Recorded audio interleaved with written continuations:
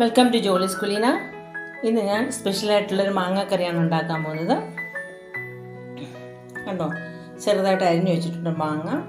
അധികം പഴുക്കാത്ത മാങ്ങയാണ്, പഴുത്ത് തുടങ്ങിയിട്ടേ ഉള്ളൂ. ആ മാങ്ങയിലാണ് ഞാനിന്ന് കറി വയ്ക്കാനായിട്ട് പോകുന്നത്. എന്നിട്ട് നല്ലെണ്ണ ഒഴിച്ചു കൊടുക്കാം. 4 ടേബിൾ സ്പൂൺ നല്ലെണ്ണയാണ് ഒഴിച്ചത്. അതിലേക്ക് ഒരു 1/2 ടേബിൾ സ്പൂൺ കടുക് ഇട്ട് കൊടുക്കുന്നുണ്ട്. ഇതിലേക്ക് ഒരു 1/2 ടേബിൾ സ്പൂൺ ഉലുവയും കൂടി ഇട്ട് കൊടുക്കുകയാണ്.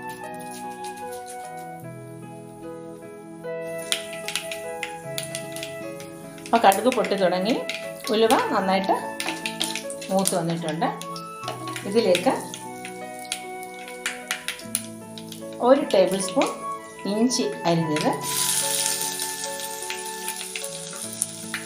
1 ടേബിൾ സ്പൂൺ വെളുത്തുള്ളി നീളത്തിൽ കട്ട് ചെയ്തത്, 3 പച്ചമുളക്, കുറച്ച് കറിവേപ്പില, ഇതെല്ലാം കൂടിയിട്ട് നന്നായിട്ട് വഴറ്റിയെടുക്കാം. വഴറ്റി വരുന്നുണ്ട്.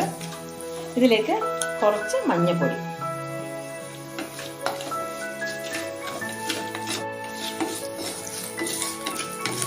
അപ്പോൾ വെളുത്തുള്ളിയും ഇഞ്ചിയും പച്ചമുളകൊക്കെ നന്നായിട്ട് വഴറ്റി വന്നിട്ടുണ്ട്.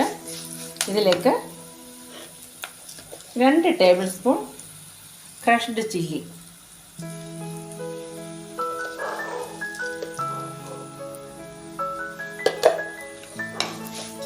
ഇത് നന്നായിട്ട് മൂപ്പിച്ചെടുക്കാം.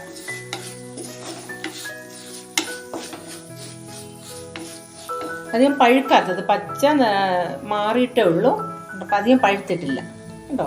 ഈ കണക്കിനുള്ള മാങ്ങയാണ് എടുക്കേണ്ടത്. ഒരു 2 മണിക്കൂർ മുമ്പേ അരിഞ്ഞ് ഉപ്പിട്ട് വെച്ചിരിക്കുന്ന മാങ്ങേണ്ടത്.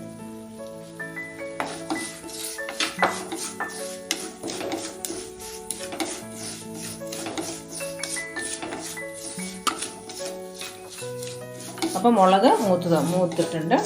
ഇത് 2 മീഡിയം സൈസ് മാങ്ങയാണ് കട്ട് ചെയ്ത് വെച്ചിട്ടുള്ളത്. അത് ഇതിലേക്ക് ഇട്ട് കൊടുക്കാം.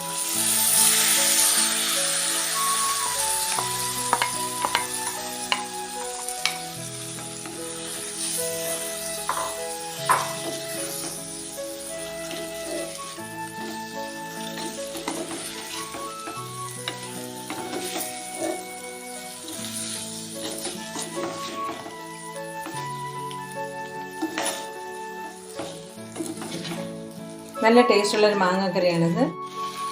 മാങ്ങ പഴുത്ത് തുടങ്ങിയിട്ടേ ഉള്ളൂ, അപ്പോൾ അതിൻ്റെതായ ഒരു ചെറിയൊരു മധുരം കൂടെ ഉണ്ടാകും.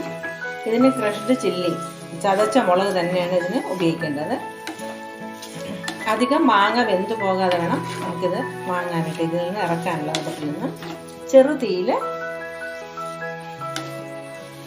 ആണ് ഇത് വേവിച്ചെടുക്കാനുള്ളത്. അധികം വേവണ്ട, ഒരു പകുതി വേവ് പോലും വേവണ്ട. അതിന് മുമ്പ് ഇത് ഇറക്കിയിട്ടുണ്ട്. ഇതിലേക്ക് ഒരു 1/4 ടേബിൾ സ്പൂൺ കായപ്പൊടി കൂടെ ഇട്ട് കൊടുക്കുന്നു. ഉപ്പ് ആവശ്യമുണ്ടെങ്കിൽ ഈ സമയത്ത് നമുക്ക് ഇതിലോട്ട് ഇട്ട് കൊടുക്കാം. ഇതിലിപ്പോൾ ആവശ്യത്തിന് ഉപ്പുള്ളതുകൊണ്ട് ഞാൻ ഉപ്പിടുന്നില്ല. എല്ലാവരും ചെയ്ത് നോക്കണം, വെറൈറ്റി ആയിട്ടുള്ളൊരു മാങ്ങാക്കറിയാണിത്. അങ്ങനെ നമ്മളുടെ മാങ്ങാക്കറി റെഡി ആയിട്ടുണ്ട്. എല്ലാവരും ചെയ്ത് നോക്കണം കേട്ടോ. മാങ്ങ അധികം വേവാതെ ഇറക്കേണ്ടതുണ്ട്.